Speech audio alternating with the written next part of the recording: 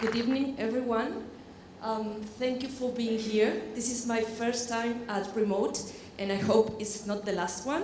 And everything will depend on if you like or not my talk, so please at the very end, clap your hands, tell Daniel to invite me again to Brazil okay?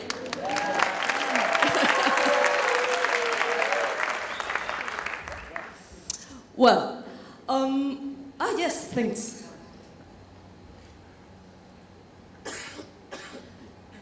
I will invite you for a few seconds to close your eyes and imagine yourself in the driest place on earth, surrounded by endless sand dunes, but yet feeling life around you. That's the paradox of Atacama Desert, and is where my conservation journey began. I'm Romina Da Pieve. I'm the Deputy Conservation Manager at Explora, and I've been really lucky living for the last 25 years in remote places surrounded by fragile and beautiful ecosystem. Today, I'm going to explain a little bit how connected tourism and conservation are. So, Explora, for the ones that don't know Explora, is an exploration company that has 7 remote locations in South America and 2 conservation reserves. I'm in charge of the conservation reserves and all the conservation efforts that we do in the 7 properties. For the last years, or the last 25 years, I've seen how the impact of human been in a good and in a bad way with the ecosystems that we visit or where we do explorations. And some of the damages that we experience are related with massive tourism. So the question is how I got here.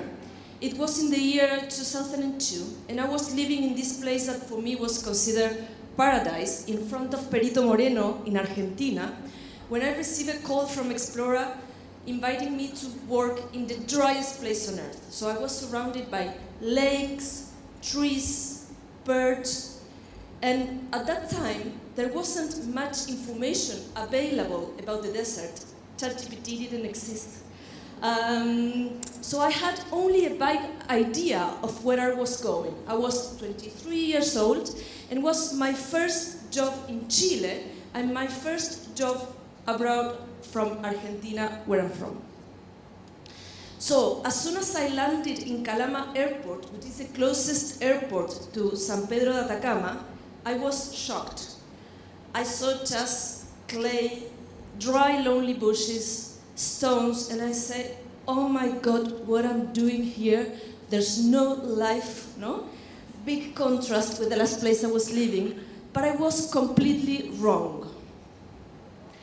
Atacama Desert is full of diversity, biodiversity, and here I want to show you something that I'm sure Pia will enjoy.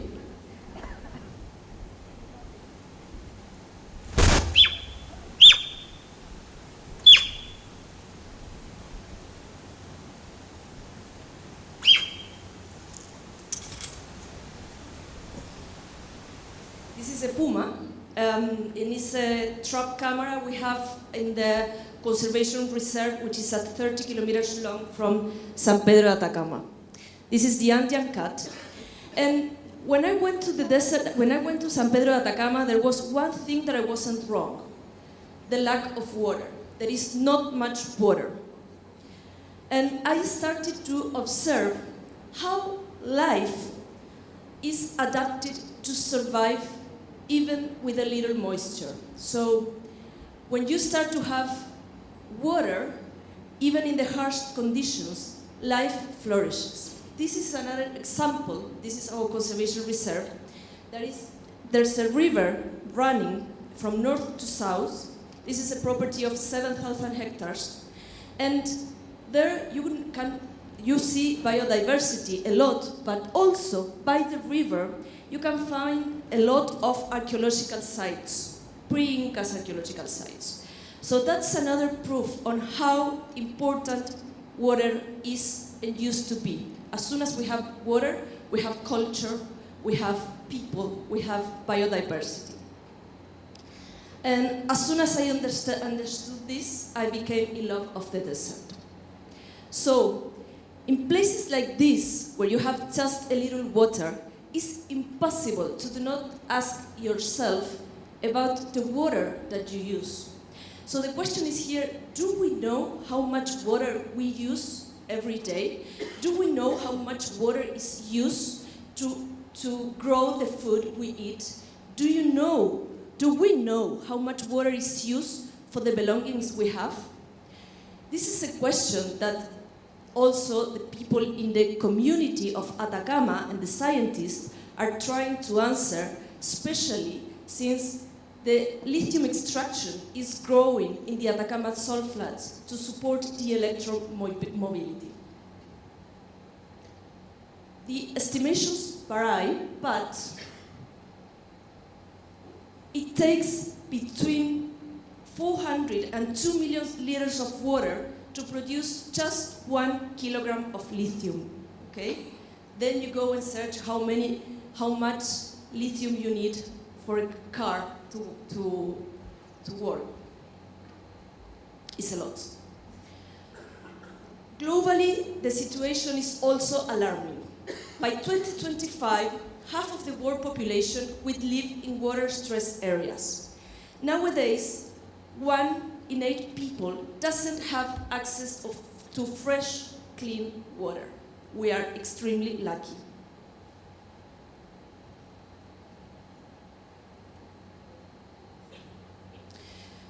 This is new, 2/3 of the world's wetland have been lost, and freshwater and animal population have declined by 70% since 1970. In Chile, the numbers are even worse. And the last number that I will give is, according to the United Nations, agriculture takes 70% of all freshwater extraction, and the demand for food is still growing. So, you may wonder, is tourism helping or making this problem even bigger?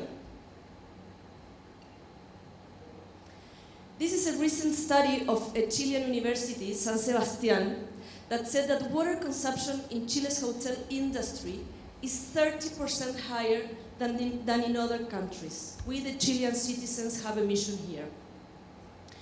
So, after this, you may wonder, from where do we start? Why we haven't solved this problem yet?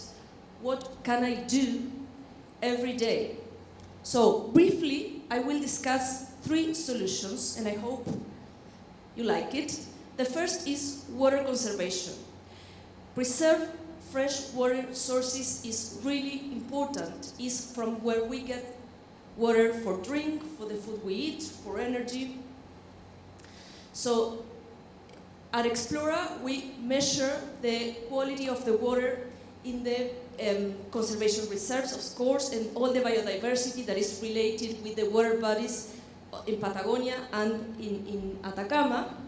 In our lodges, in our properties, we treat all the wastewater, and at the same time we are measuring every year our water footprint in order to decrease the consumption of water. So we are encouraging all of our staff to decrease the use of water.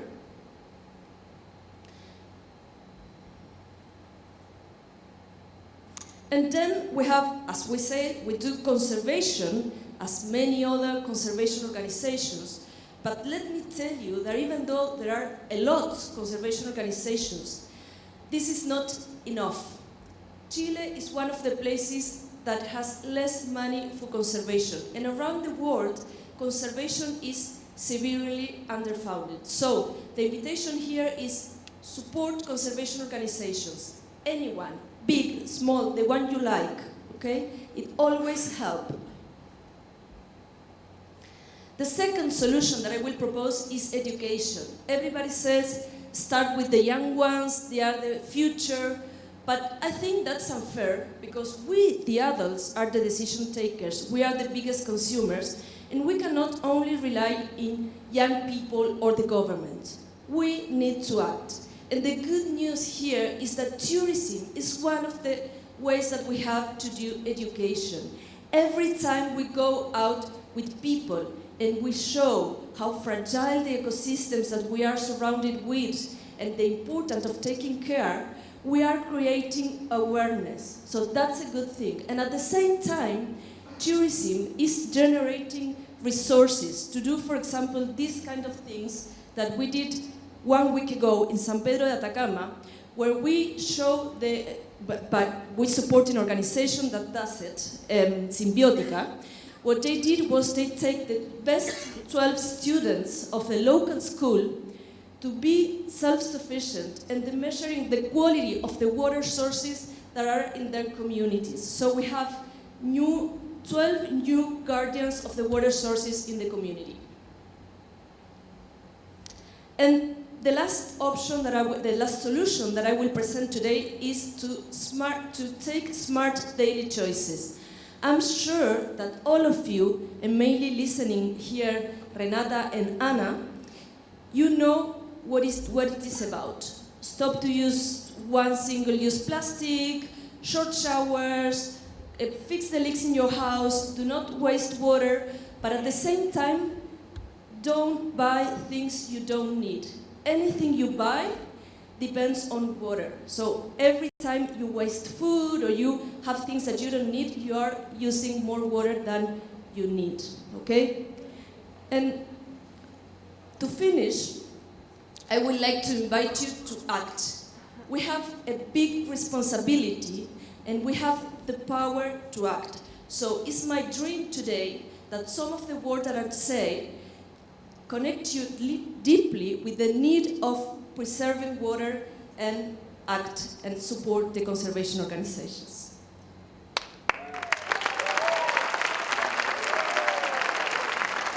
Thank you. Louder so he can invite me next time again. Muchas gracias.